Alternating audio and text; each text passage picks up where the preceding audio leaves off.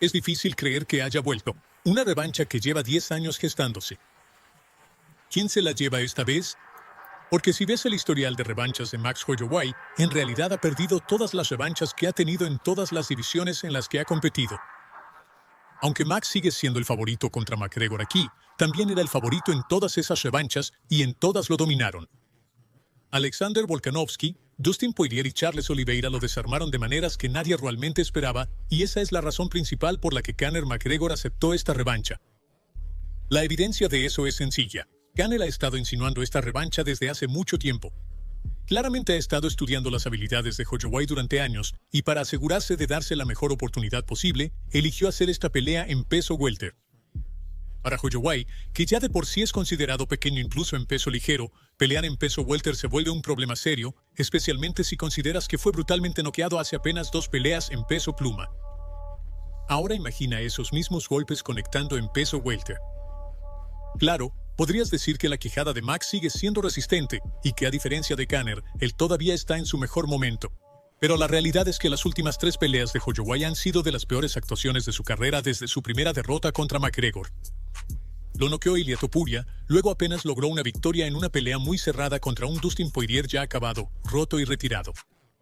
Y en su pelea más reciente, fue completamente superado como un niño por Charles Oliveira, quien ni siquiera necesitó hacer nada especial. Con su juego habitual le bastó para abrumar a Max. Muchos fanáticos hardcore también malinterpretan la segunda pelea de Holloway con Oliveira por lo fácil que Charles lo controló en los intercambios de grappling. La gente dice que Oliveira se enfocó en la lucha, pero eso no es realmente cierto. Peleó contra Holloway igual que contra Ilia Topuria, usando entradas al clinch para llevarlo al suelo y dominarlo ahí.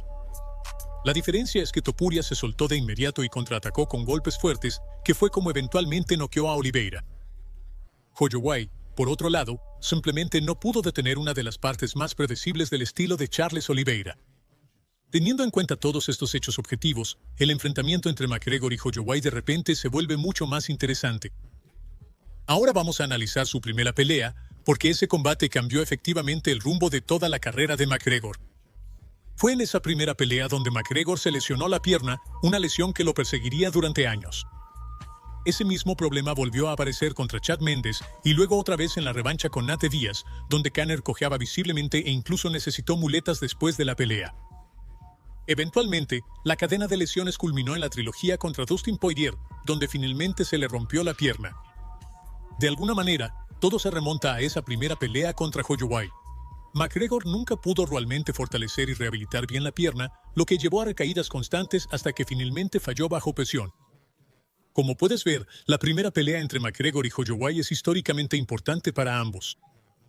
Conor básicamente pasó el resto de su carrera lidiando con las consecuencias de esa lesión, mientras que Max usó la derrota como motivación para lograr una larga racha de victorias y eventualmente convertirse en campeón. Pero, ¿cómo se vio realmente Holloway en esa primera pelea? Es importante recordar que él entró con poca anticipación. McGregor originalmente iba a pelear contra Cole Miller, otro peso pluma alto y de gran alcance.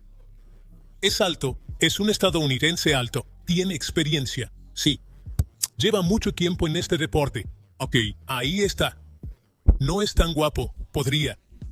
Quería mejor vista en la encuesta, pero así quedó. ¿Qué le vas a hacer a este tipo? La verdad, no creo que gane. Entrará con una estrategia para ensuciar la pelea, ¿me explico? Va a ensuciarla. Pero como puedes ver, sentado aquí a mi lado, Ryan, simplemente soy demasiado guapo. Desde los primeros segundos, está claro que el joven Conor McGregor era un peleador completamente diferente en cuanto a estilo y percepción. En ese entonces, se le veía como un striker creativo, y la gente hablaba más de sus patadas que de su poder de puños. Durante su entrada, Joe Rogan se tomó mucho tiempo analizando la variedad de patadas que usaba McGregor, enfatizando que su mayor peligro era lo impredecible que era. En ese momento, nadie se daba cuenta de que el verdadero arma de McGregor, la que definiría su ascenso, era su recto de izquierda, y ese era el verdadero secreto del joven Conor McGregor. Siempre basaba su plan de juego en lanzar muchas patadas largas desde diferentes ángulos. Así es como controlaba la distancia, alejando a sus oponentes y obligándolos a girar con la espalda hacia la reja. Y también hay un efecto psicológico. Incluso si alguien es naturalmente más alto o tiene más alcance que McGregor, empiezan a sentir que no pueden alcanzarlo. Por eso, La mayoría de los oponentes del joven Kanner solo tenían una cosa en mente: o cerraban la distancia lo más rápido posible o intentaban devolverle las patadas, patada por patada. Y es justamente en ese momento cuando McGregor conectaba su recto de izquierda o una combinación de golpes limpia. Eso era lo que Kanner quería desde el principio.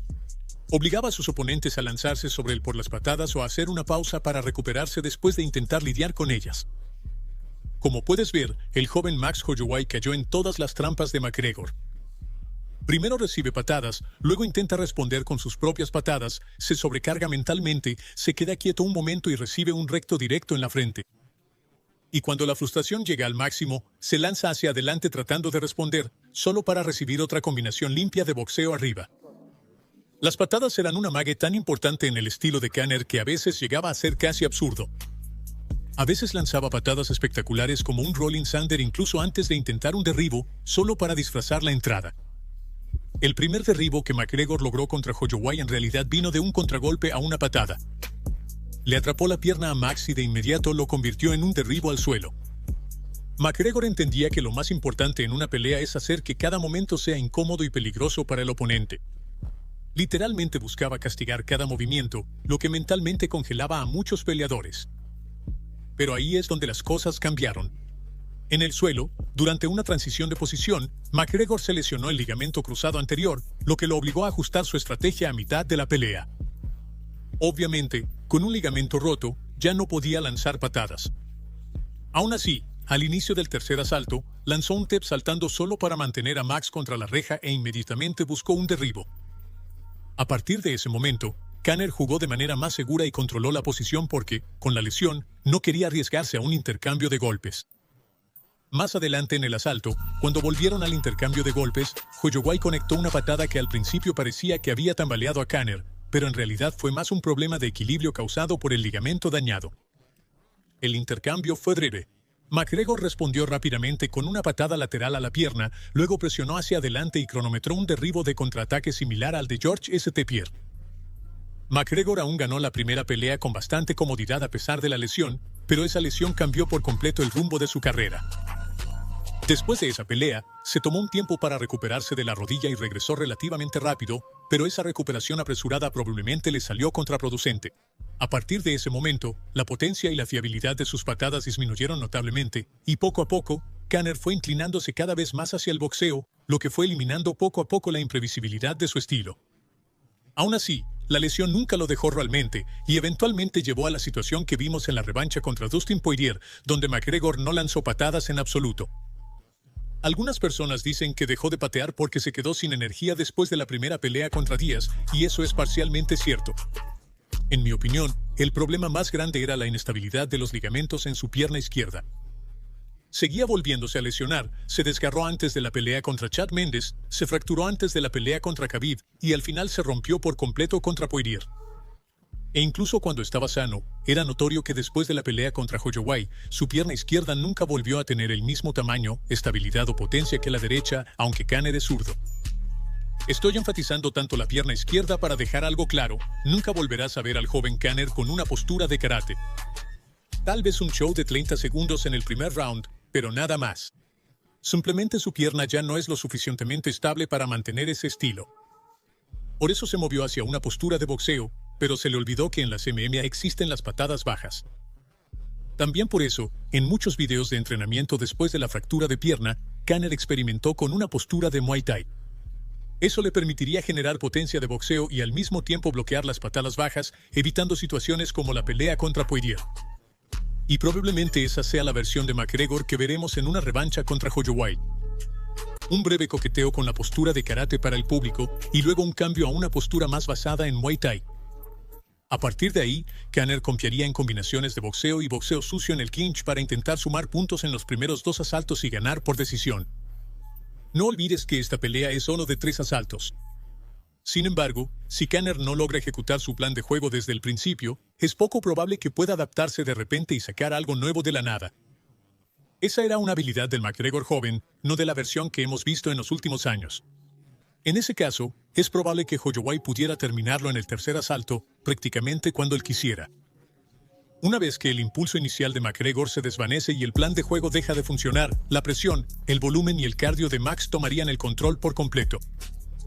A partir de ahí, deja de ser cuestión de ajustes tácticos y se trata más de sobrevivir, y ese es exactamente el tipo de pelea en la que Holloway se luce. Porque a pesar del declive, Max Holloway sigue siendo un peleador de élite con un cardio impresionante. Eso es exactamente en lo que se convirtió después de su derrota contra McGregor. Si lo ves bien, Holloway en realidad absorbió mucho del estilo de Conor después de esa pelea. Se volvió mucho más agresivo con las patadas, y cuando los oponentes intentaban luchar contra él, desarrolló maneras de castigarlos incluso en el suelo, llegando a conseguir sumisiones en ocasiones. Con el tiempo, se inclinó más hacia el boxeo y el control del ritmo, lo que le ayudó a convertirse en campeón y vencer a leyendas como José Aldo. Pero eventualmente, se encontraron respuestas a su estilo. Dustin Poirier, en la revancha, simplemente lo superó en fuerza y lo dominó en los intercambios. Alexander Volkanovski atacó sus piernas y lo obligó a moverse de manera reactiva, luego lo fue desarmando con combinaciones limpias. Y más recientemente, Ilia Topuria lo noqueó, mientras que Charles Oliveira lo dominó con su lucha en el suelo. El joven Holloway construyó su identidad a base de presión, porque su quijada de granito le permitía absorber daño. Pero después de 20 peleas, caídas y una derrota por nocaut, esa quijada claramente ya no es la misma. Así que en una revancha con McGregor, la verdadera pregunta es, ¿podrá Conor, después de tanto tiempo fuera, encontrar la manera de lastimar a Max temprano? ¿O la inactividad hará que Holloway pueda soportar golpes desordenados y eventualmente acabar con él? En otras palabras, las carreras de McGregor y Holloway están mucho más entrelazadas de lo que parece a simple vista, y esta revancha se siente como el capítulo final para ambos. El ganador obtiene una última oportunidad para pelear por el título. El perdedor básicamente está a un paso del retiro. ¿Tú qué crees que va a pasar? ¿Crees que McGregor todavía puede conseguir un knockout en el primero o segundo round? ¿O será que Holloway sobrevive la tormenta inicial y convierte la pelea en otra guerra larga y castigadora donde al final termina al irlandés?